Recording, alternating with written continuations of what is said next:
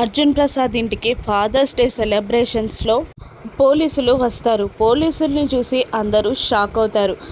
మీరా అనే అమ్మాయి ఇక్కడే ఉందా అని ఎస్ఐ అర్జున్ ప్రసాద్ని అడుగుతుండగా అవును ఇక్కడే ఉంది అని భానుమతి సమాధానం ఇస్తుంది. ఒక్కసారి ఆ అమ్మాయిని పిలవండి అని అనగానే ఏ మీరా నీకోసం పోలీసులు వచ్చారే అని భానుమతి గట్టిగా అరుస్తుంది. దాంతో అహల్య, గౌతమ్ ఇద్దరు కంగారుగా దిగొస్తారు.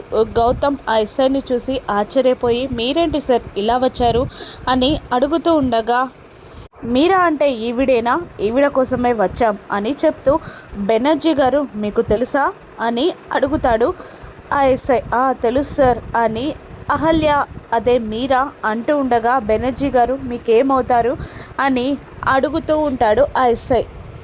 బెనర్జీ గారు మాకు అన్నయ్య అవుతారు అని అంటూ ఉంటుంది అహల్య.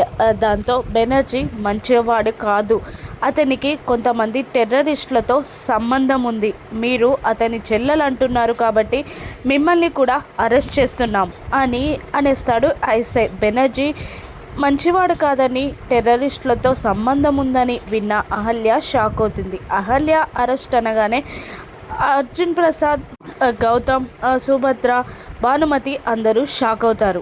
భానుమతి అయితే పీడ విడుదలైంది అని అనుకుంటూ ఉంటుంది మనసులో. గౌతమ్ అంతలో ఇలా అంటూ ఉంటాడు, లేదు సార్ తనకేమీ తెలీదు అని అంటూ ఉంటాడు గౌతమ్. మీరు అంత కాన్ఫిడెంట్గా ఎలా చెప్పగలుగుతున్నారు అని అడిగేస్తాడు ఆ ఎస్ఐ. ఎందుకంటే తను నా భార్య అహల్య అని గట్టిగా అరుస్తాడు గౌతమ్.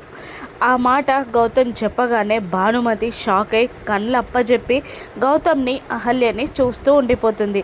అర్జున్ ప్రసాద్, సుభద్ర కూడా షాక్ అవుతారు. ఇప్పుడు భానుమతి ఏం చేస్తుంది? మీరాయే అహల్య అన్న నిజం బయటపడ్డాక అహల్యని ఇంట్లో ఉంచుతుందా భానుమతి? రాను ఎపిసోడ్స్లో చూద్దాం. Thank you for watching.